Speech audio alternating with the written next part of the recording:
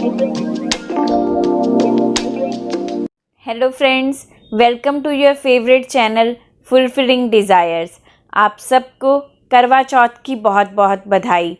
जैसे कि हमने अपने पिछले वीडियोस में बात की है कि हमारे ऋषियों मुनियों ने, हमारे पूर्वजों ने हमारे जीवन में फेस्टिवल्स को इसलिए लेकर आए क्योंकि समय की परेशानियों की वजह से, कुछ जीवन की गति की वजह से बहुत बार ऐसा होता है कि हम रिश्तों के बीच की अहमियत को भूल जाते हैं। तो ये सारे त्यौहार, रक्षाबंधन, करवा चौथ, ये फिर से उन फीलिंग्स को रीजुविनेट करने के लिए बनाए गए हैं कि आशाओं की वजह से, एक्सपेक्टेशंस की वजह से पति पत्नी का रिश्ता, लड़ाई झगड़े, प्यार, मनोहार, रूठना मनाना, इसमें सब रंग, सब टेस्ट शामिल होते हैं।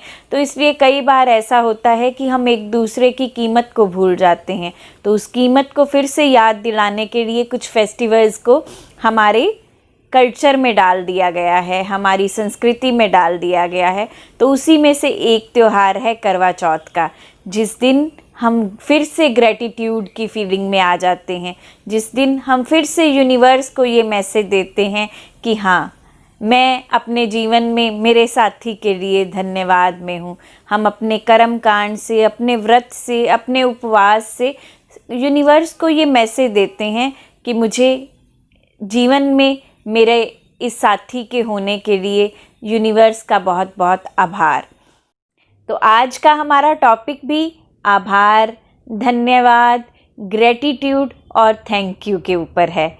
हम सब ने ग्रेटिट्यूड के जादू के बारे में बहुत पढ़ा है, बहुत सुना है और इसको प्रैक्टिस भी कर रहे हैं। आज हम ये बात नहीं करने वाले हैं कि हमें धन्यवाद क्यों करना चाहिए, रादर हम ये बात करने वाले हैं कि धन्यवाद हमारे जीवन में किस तरह से काम करता है, किस तरह से साइंटिफिक तरीके से ये हमारे जीवन में बदलाव लेकर आता है। तो स्टार्ट करते हैं ग्रेटिट्यूड के बारे में। तो सबसे पहले आप सबका इस चैनल को अपना ढेर सारा प्यार, सम्मान देने के लिए दिल से आभार। तो बात करते हैं ग्रेटिट्यूड की। ग्रेटिट्यूड को समझने के लिए हमें लॉ ऑफ डिस्पर्शन को समझना होगा। लॉ ऑफ डिस्पर्शन जैसे हम 9th 10th से पढ़ते आते हैं, डिस्पर्शन मतलब फैल जाना, लॉ ऑफ डिस्पर्शन फैलने का नियम। तो लॉ ऑफ डिस्पर्शन में हमने पढ़ा कि बाहर से वाइट लाइट यानी सफ़ेद प्रकाश जब प्रिज्म के ऊपर पड़ता है तो उसमें से 7 रंग प्रिज्म में से बाहर दिखाई देने लगते हैं। इसी तरह से चेतना का प्रकाश जो अपने अंदर इन 7 रंगों को संजोए ही हुए है, जब प्रिज्म रूपी हमारी बॉडी के ऊपर पड़ता है तो उसमें से 7 रंगों की रचना होती है, जिसे हम चक्रास कहते हैं। चक्रास के बारे में बहुत सारे लोगों को कुछ लोगों का कहना है कि चक्रास में उनका बिलीव है और कुछ का नहीं है। लेकिन अगर हम साइंटिफिक बात करें, जिस तरह से स्किन का पीएच लेवल होता है, ब्लड का पीएच लेवल होता है, पीएच लेवल क्या है? वही 7 रंगों का सृजन ही पीएच लेवल है कि ऊपर वही विबग्योर का बनना, वही रेनबो कलर्स का बनना, ये सब दिखाता है कि साइंस भी पीएच लेवल और चक्रास के बारे में बात कर रही है। तो उसी तरह से चक्रास के बारे में डिटेल्ड हम आगे आने वाले वीडियो में बात करने वाले हैं। आज हमारा कंसंट्रेशन ग्रेटिट्यूड के ऊपर है कि ये चक्रास या ये कलर्स किस तरह से ग्रेटिट्यूड को तरंगित करते हैं। जैसे कि हमने अपने पिछले वीडियो में मिस्ट्री ऑफ लॉर्ड शिवा में बात की थी कि समय के बारे में बात की थी कि समय अपनी नियमित गति से चल ही रहा है। तो जब समय अपनी एक रिदम पर चलता है तो उसमें से एक नाद निकलता है जिसे अनहद नाद कहा गया है, जो हमारे धर्म ग्रंथों में लिखा गया है। वो अनहद नाद यही धन्यता का, धन्यवाद का, ग्रेटिट्यूड का नाद ही तो है कि जब समय चलता है, मौन की आवाज़ धन्यवाद की आवाज़ है, तो उसमें से धन्यता निकलती है। सारी रचना इस ग्रेटिट्यूड के भाव से ही हो रही है। इसीलिए ग्रेटिट्यूड को दुनिया की सबसे रचनात्मक शक्ति माना गया है, क्योंकि इसी मौन की गूंज, मौन की आवाज़ से सारी सृष्टि की रचना हुई है। इसी आवाज़ ने इस सारी पृथ्वी को जन्म दिया है। अगर हम बात करें कि जितने भी ज्ञान, भक्ति, सेवा को जगाने के लिए धर्म ग्रंथ बने हैं, या जो संत महापुरुष अवेयरनेस लाने के लिए सब काम कर रहे हैं, तो उनका मोटिव क्या है? हम सब के अंदर से ग्रेटिट्यूड को बाहर निकालना। संतुलन तभी आता है जब शरीर, मन और आत्मा धन्यवाद के नाद के ऊपर तरंगित हो जाते हैं। मतलब समय की लय के साथ लयबद्ध हो जाते हैं।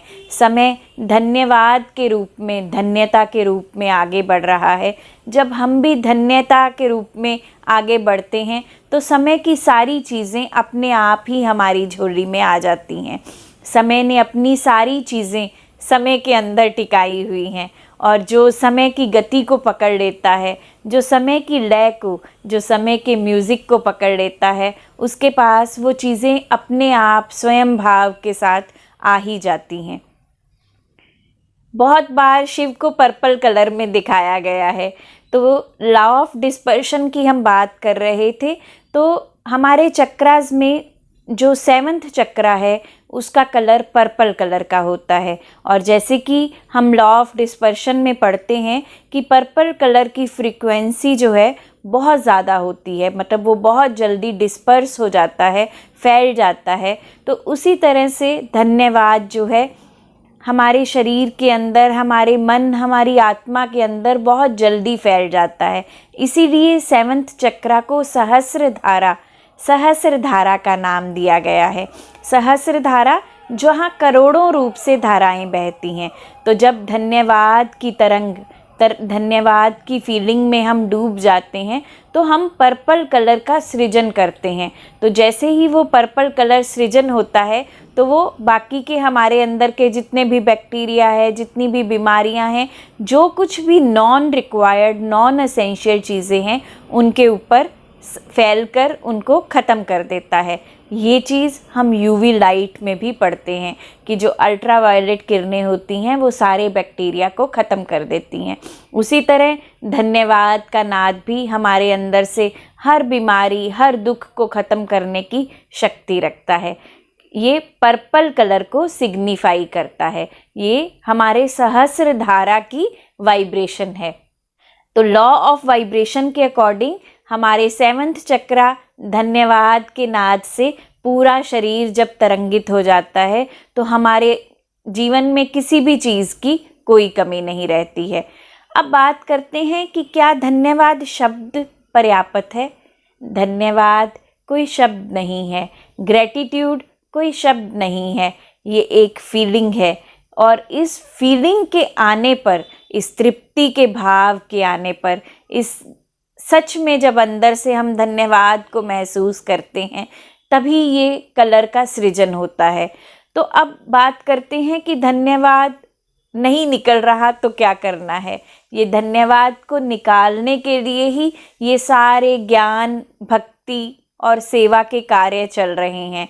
तो अगर किसी भी क्षेत्र में अगर हम देखें कि जिस जिस क्षेत्र में हम धन्यवादी हैं, हम तृप्त हैं, हमारे अंदर से एक वेलनेस का भाव आ रहा है, तो वहाँ पर उसका कारण यही है कि जाने अनजाने में हम उसके प्रति ग्रेटिट्यूड में हैं।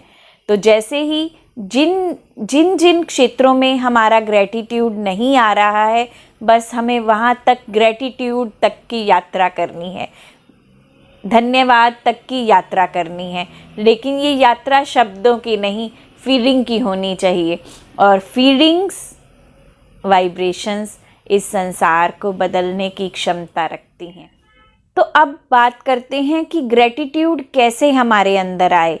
तो ग्रेटिट्यूड को लाने के लिए हमें आरंभ पर, स्टार्टिंग पॉइंट पर जाना होगा कि जब वो रिलेशन शुरू हुआ था या जब हमने उस कैरियर को शुरू किया था, तब हमारी वास्तविकता क्या थी, और उस व्यक्ति के, उस वस्तु विशेष के हमारे जीवन के में आने के बाद हम में क्या क्या बदलाव आए, हमारा जीवन किस तरफ मुड़ा, और हर नई चीज़ हमारे जीवन में नई उमंग, खुशियाँ लेकर आती ही है, बस थोड़ी देर बाद हम उसको गारंटीड मान लेते हैं।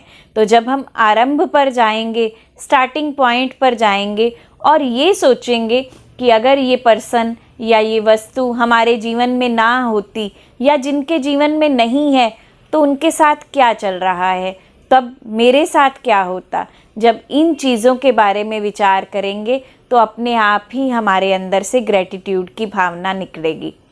आशा करती हूँ ये लॉ ऑफ डिस्पर्शन आपके जीवन में धन्यवाद को भर देगा। तब तक के लिए आपका बहुत बहुत धन्यवाद। ईश्वर आपके जीवन में धन्यता का अनहद नाद बनकर आए।